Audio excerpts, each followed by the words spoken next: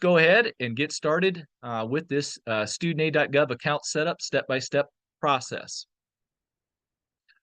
First, I do want to mention that we've got some materials for you that can be very helpful, especially those of you that are high school senior families. Financial aid form coming up here on December the 1st. At icansucceed.org/materials, we've got our How to Pay for College guide. We've got our senior calendar and junior calendar that is on there. If anybody is out there, freshman, sophomore families as well, we've got calendars that go month by month during freshman and sophomore year too, along with the junior, senior calendars located at this link. And then also our Ready to File the FAFSA sheets that we have. This is a checklist on what you would need in filling out the FAFSA form this upcoming year. The 25-26 FAFSA form is what's going to begin on December 1st. And I do want to make that December 1 is when the FAFSA is going to begin. It is delayed. It has not started on October 1. In fact, we were hoping that it would and that this would be a FAFSA step-by-step program tonight, but instead we wanted to do the StudentAid.gov account step-by-step one more time before that December 1 date when the FAFSA will start this year. But this Ready to File the FAFSA sheet will, on the front page, give a checklist on everything that you would need in filling out the 25-26 FAFSA form, information for students and families. And then on the back of that sheet is some helpful tips and hints too about filling out the form. One thing that what we're going to discuss tonight is a very important part and something that you're going to need to do ahead of time in making sure that you're ready after December 1 in filling out this form. Now, also wanted to mention we've got different advising services that we can help out with, including FAFSA completion. You can schedule an in-person or virtual appointment through Zoom by giving us a call or going to our website at icansucceed.org/APT to do that. We are not going to be setting up any appointments yet in December or January for FAFSA time. When that is going to begin is after November 1st. After November 1st, our calendar will open up in December, and we will be able to start taking appointments at that time. Just want to make sure to let that know. We've had a few people that have been trying to schedule appointments here in October and November, and in a normal year, we would be able to do the FAFSA form for you, but again, it's not going to start until December the 1st, and so we're not going to open up those calendars for FAFSA appointments in December until after November 1. All right. Again, if you've got any questions, please put those in the chat box. I'll try to monitor that as I go along and answer any questions that you have. Let's go ahead and get started talking about this StudentAid.gov account setup. First of all, what a StudentAid.gov account is, and in the past we used to call it an FSA ID, a Federal Student Aid ID, but now they're transitioning it to call a StudentAid.gov account. If any of you parents out there already have a FSA ID, you would have created that at the Federal Student Aid website, including the last few years, StudentAid.gov, so you would not need to create a new one. But what this StudentAid.gov account is a username and password combination that's going to allow you to log into the U.S. Department of Education website, again, located at StudentAid.gov. That's where you're going to set up your account. That's also where eventually you will fill out the FAFSA form after December 1st. Now, this serves as an illegal signature, and everyone that is considered what we call a contributor on the form, student and parent or parents as contributors on the form, everyone's going to need an account to access the form. Again, as a parent, if you already have an account from a previous student, or if you were going to college and filling out your own FAFSA form in the last 10 years and you've got a StudentAid.gov account, then you don't need to get a new one. But each student, and now starting this past year, including this year, each parent might need one as well. Just to give you an idea on who needs an account, first of all the students must create one. And if a student is a married student and they filed taxes separately in 2023, then their spouse is going to need a StudentAid.gov account as well. If a married student is over the age of 24, married, or filed a joint tax return in 2023, then only the student would need the StudentAid.gov account.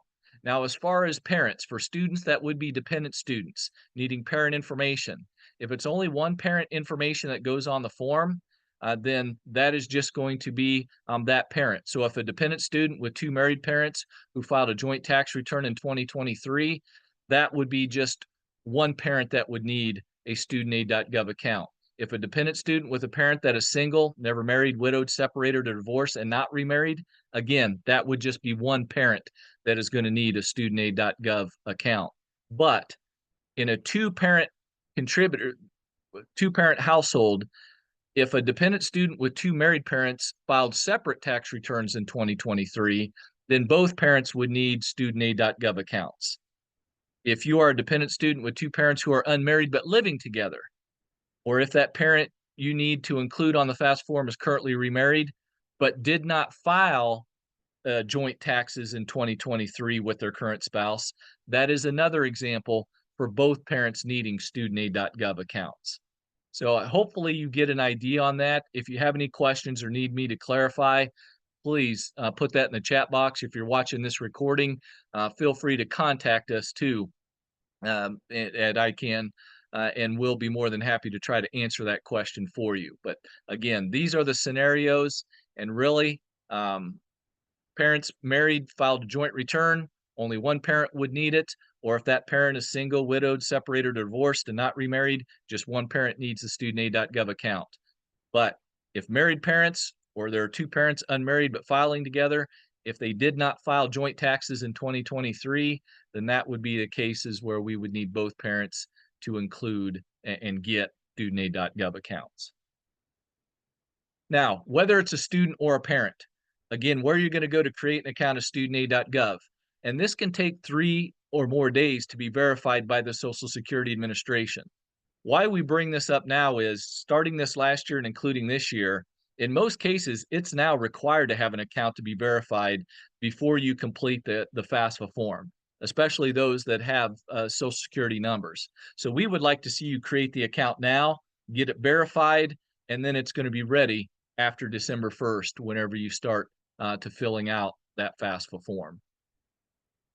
These are the steps to the StudentAid.gov creation of the account. It's going to start with some personal information, creating your username, password, account information, contact info, communication preferences, creating 4 challenge questions, confirm and verifying email, cell phone number, and then enabling a 2-step verification. Let's break these steps just a little bit more. First of all, step 1, just your general information. What you want to put on here, if you have a Social Security number, is what is on your Social Security card. First name, middle initial, last name. If you don't have a middle initial, you would just leave that blank, but date of birth and Social Security number. Always make sure you're double checking that information before proceeding on. We want you to do that. Now, if you do not have a Social Security number, there is a place that'll ask that, and you would click on the box, I do not have a Social Security number on there.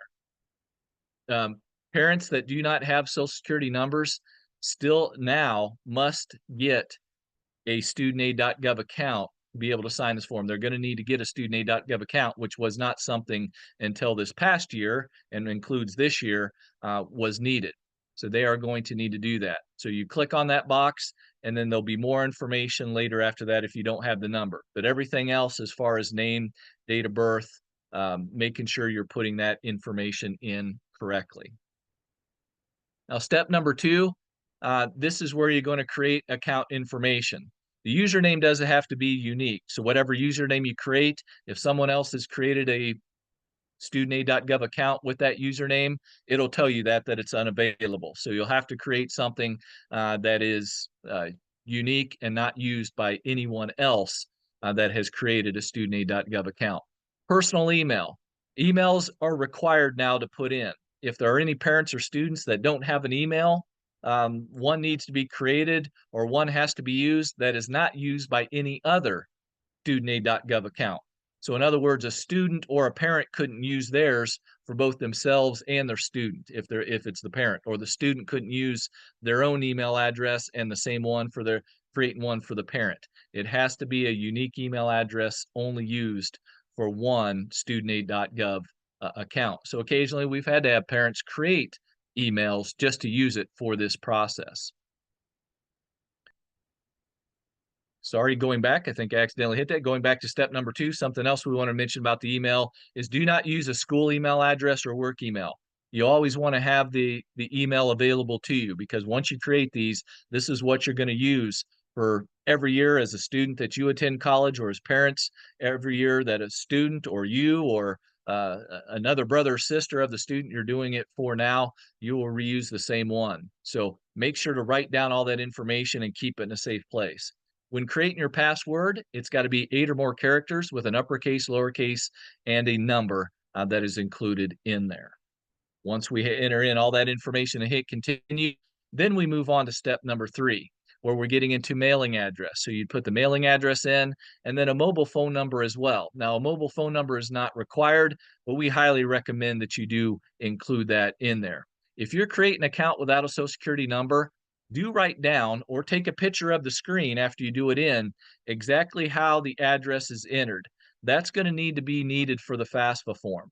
In fact, I would also make sure that you do it with the name that you put in, your general information as well, whether you have a social security number or not. The reason I say that is the way the FAFSA now is done. When you do the student part of the FAFSA form, it's broken up into different sections. For dependent students, it'll be student information, and then the parents will complete their own information as well. But the student is going to need to invite the parent to be a contributor on their form, and they're going to need that parent's name, date of birth, social security number if they have one, to send that on. But for those without a social security number, they're going to actually match it up with the name, date of birth, and address.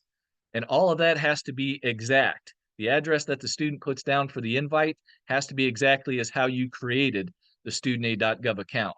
So making sure that you take a picture or writing that down on the address. I would also say for the name as well, making sure that everything is similar with that to make it an easier process later when you're completing the FAFSA form. Now, after you enter in this mailing address information and mobile phone number, we are going to hit continue, and we get into step number 4, communication preferences. Now, a required communication is going to be email or postal mail, one or the other. The email option is automatically selected, but there are some Department of Ed information that must be sent into writing, but that can either be by email or postal mail, whichever you prefer. The next optimal communication that you can check on is not automatically selected, either by email or text message. Sometimes there's information that they want to send, and so you get to choose whichever one that you want to receive that by email or a text message. And then the last thing is the language preference for forms and communication is also selected. You can select that in the drop-down box too. Once you've done that and hit continue, now we get into the 4 challenge questions. Step number 5. These can be used to gain access to your account if your username or password is forgotten. The easiest way to reset those is to actually have a 6-digit code emailed or a text to you with the cell phone number, and then to get it reset. But if those ways aren't working, this is another way as well. You'll create 4 challenge questions, and these are just some examples on what it could be, not limited to this, but there will be many questions, drop-down boxes for each one that you'll utilize. So it could be name of your elementary school, name of first pet, father's middle name, favorite singer, band in high school. That is always one I don't know if it would be that great to use, especially as a student. As you're going along, something could change and that you forget. But then again, if you know it's not going to change, whatever you can answer. That's what the easiest 4 questions that you know are going to always know the answers to. That's what we want you to put down. And it wouldn't hurt to also write these down as well and just keep them in case you ever do need to, having problems with your username or password, need to use these challenge questions. Now, after setting up the challenge questions, then step number 6 is going to be to confirm and verify. This is going to allow you to edit information if needed, and if that is the case, you see there the edit box is in the upper right-hand side of each box to be able to do that. So double checking information again there, whether the personal account, the contact information, the communication preferences, even the challenge questions, any of that can be edited at this time. You must check that box down below to agree to the terms and conditions before continuing on. And then once you do hit from there, now we're getting into step number 7, which is going to enable 2-step verification. Just a few years ago, 2-step verification, every time you log in, you're going to need a code that is sent to you, whether by email, by text, or even using creating an authenticator app. on here. So you're going to, first of all, verify your email or mobile phone. You're going to have a 6-digit code that'll be emailed to you, and then another one that'll be text to you to do that if you did put a mobile phone now. And you're going to enter in those 6-digit codes. Again, every time that you log in, that from then on with your StudentAid.gov account, you are going to be two-step verified. I like to point this out specifically because when we have dependent students creating appointments with us, whether by Zoom or in person, or it might be the parents creating the appointments for their students, we need to have both the parent and student available, whether or not that is completely in person or at least by the phone, so that when we log in with their account, they can give us the 6-digit code that's text to them or email to them. We're going to need to have that. So make sure that you make appointments. If your parents or students, dependent students, whichever of you do it, make sure that you are both available during that appointment in some way so that we can be able to get this done. Just to give you a sample, the email is going to come like this, just basically saying verify your email address, and then it'll have the code there that you'll pop in. It does expire within 30 minutes. Once those are verified, if you want to create an authenticator app, I can't say that I've done this with a lot of families, but there are some students and parents who would like an extra layer of security. So this isn't required, but there is an app that can be downloaded from the App Store. The QR code will be able to help you provide with the setup, and then a verification code can be sent from there to verify it as well, and you can use that when logging in too. So whatever you feel more comfortable with. Most times we have students and families that just do the email and the mobile phone number, but if you wanted to use the Authenticator app, that is an option that is available now as well. Once you've verified everything there with the email and mobile phone number, and if you created an Authenticator app, after all that is done, everyone then is going to receive a backup code after verification. And with this backup code, it is a special code that lets you access your account in the event you cannot use any other two-step verification method. I've always kind of joked around. I wonder how many people is going to have their backup code if they're not able to use their two-step verification in any way, and what they've got written down, will they also have their backup code with them? And I honestly never used one before in trying to do it. Usually we've been able to gain access through the two-step verification method, and if not, people have not had their backup codes to been able to use it there. But it is supposed to be a code that you need to store. A lot of people just take pictures of their phone with it. Others could write it down. I don't think it would hurt to do both in any case, just to make sure you have it. But once it is stored, then you're going to click on the box that says I have stored this backup code somewhere safe and hit continue. After continue for accounts created with Social Security numbers, the next screen is going to let you know that the account now is being verified with Social Security Administration, and that can take 1 to 3 days. Now, for those of you that are signing up with one without a Social Security number, what's going to come next is questions are going to be asked at the end of this creation process from TransUnion. The applicants have one chance to be able to answer these questions correctly. And if answered correctly, then they're going to be verified immediately. This just gives you an idea on what the questions might be. Which of the following street name is the street name of your most recent previous address? Which of these phone numbers have you ever used previously? So which is the following is a current previous employer? So you have one time to be able to answer these questions. And if, again, you answered correctly, then you're going to be verified immediately. Now, if TransUnion doesn't have any information on an applicant and they are sent to the manual verification process from there, or if the knowledge-based verification questions are answered incorrectly, they're also going to be sent to the manual verification process. Typically, that time is going to be over 7 business days, and an email will be sent, like an example that you see here, with a case number and some instructions on there. They're going to ask for you to sign an attestation form, which I'll show you in just a second. That would be included in the email. And then they're also going to want you to attach one of the follow identity documents that you kind of see here, a little bit hard to read, on the lower right-hand corner of the screen, whether that's a driver's license, a state or city identification card, or a foreign passport.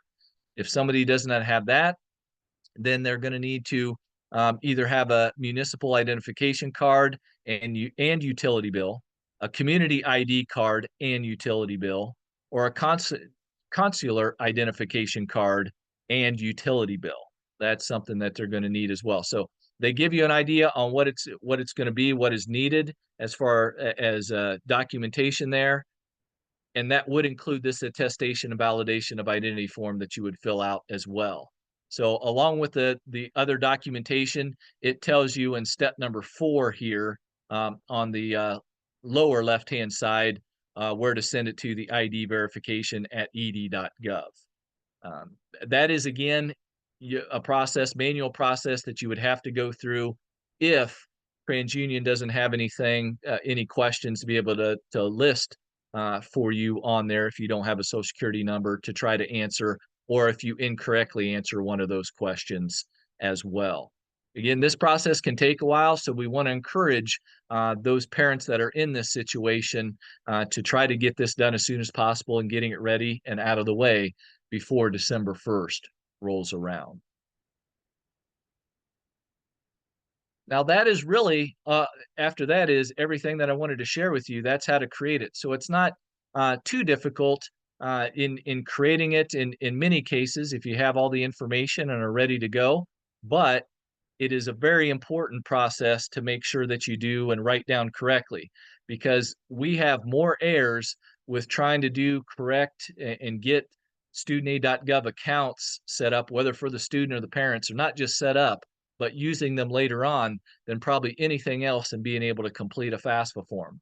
And now that it must be done ahead of time, and you've got to be verified ahead of time in almost all cases to be able to do the FAFSA form, it's more important than ever now to try to get this done here in October and November and getting ready for after December 1st. If you have any quick questions before we end tonight, watching the live version, please put those in the chat box. I just wanted to mention at ICANN, we do have e-alerts, video tip of the week, grade level alerts, event alerts, reminders, social media, especially senior alerts. This would be signed up for if you haven't already, just by going to our website at icansucceed.org. There's a place to real quickly sign up for our e-alerts to let you know what you need. And again, if you need any help with any of these services, but including questions about setting up a StudentAid.gov account, or when the time comes in filling out the FAFSA form, we're more than happy to help you. After November 1st, we will be taking appointments for December and even starting to get into January as well. So you can give us a call or go to our website at icansucceed.org/APT. One question that I did get in the chat here: does the student set up their own StudentAid.gov account separately from the parents? Yes. Want to make sure to let you know that the student is going to need their own, and then each parent would need their own, could need their own as well on that. So you would need to set up those separately. Each of you go to StudentAid.gov to do that. Another question: for divorced parents, which parent fills out the FAFSA? Great question. The parent that is responsible for filling out the form, if the parents are divorced, is the parent that has provided the most financial support in the last 12 months from whenever you fill out the form. Whether that's December 1, whether that is January 1, February 1, whenever that is, you need to resubmit that form, or excuse me, you need to look at the last 12 months. And if that is mom, and mom is not remarried, then only mom's information is going to go on the FAFSA form, and she's the only one that's going to need a StudentAid.gov account. Now, parents are divorced, student gets the most financial aid support from mom in the last 12 months, and mom is remarried, then we need mom and step-parent information on the FAFSA form. And if mom and step-parent did not file joint taxes in 2023, then both the mom and step-parent now would need to get StudentAid.gov accounts and go there. So that would be a case where the student and both parents, 3 of them, would need to create student account, even if mom wasn't remarried in 2023. If mom gets remarried on November 30th and she goes and does her student's FAFSA on December 1st, as of today, she is now remarried. So we would need 2023 tax information for both mom and step-parent. And that would be one example to where they weren't married in 2023, they wouldn't have filed joint taxes. So that would, in that case, both of them would need to get StudentAid.gov accounts. Now, if married, only one account for parent is necessary. Yes, if you file joint taxes in 2023. So if both, legal parent, mom and dad are married, if you file joint taxes in 2023, then only one parent would need to get it.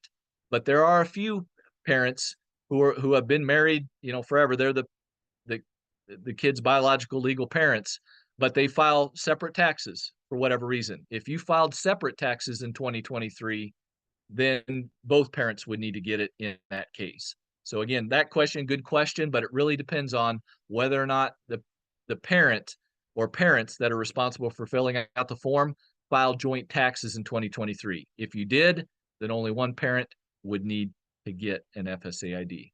And yes, the FAFSA for 25-26, fall of 25, spring and summer of 26, that will be based on 2023 taxes. That was another question. They're always looking at 2 years behind. So that is going to be what the 25-26 form will be based on, 2023 taxes. Another person asked, is this webinar being recorded so we can rewatch if needed? Yes, it's gonna, I know, be put on our YouTube page as well as on our Facebook page too. For whatever reason, we're having some issues live streaming onto Facebook, so I was not able to tonight. Some of you might be watching the recording now on Facebook as well, but we are recording this and we'll try to get it up as quickly as we can on our YouTube page and on Facebook. I'm assuming at some time tomorrow it's going to be available for you at any time to be able to rewatch it if needed. Any other questions? These are all been very good questions, and glad we're able to clarify them for you. Any other questions at all before we end this webinar tonight?